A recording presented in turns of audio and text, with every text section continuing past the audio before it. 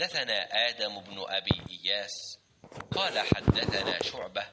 عن عبد الله بن أبي السفر وإسماعيل عن الشعبي عن عبد الله بن عمرو رضي الله عنهما عن النبي صلى الله عليه وسلم قال: المسلم من سلم المسلمون من لسانه ويده، والمهاجر من هجر ما نهى الله عنه. وقال أبو عبد الله وقال أبو معاوية: حدثنا داود عن عامر قال: سمعت عبد الله بن عمرو عن النبي صلى الله عليه وسلم. وقال عبد الأعلى عن داود عن عامر عن عبد الله عن النبي صلى الله عليه حضرت محمد مصطفیٰ صلی اللہ علیہ وسلم نے فرمایا: مسلمان وہ ہے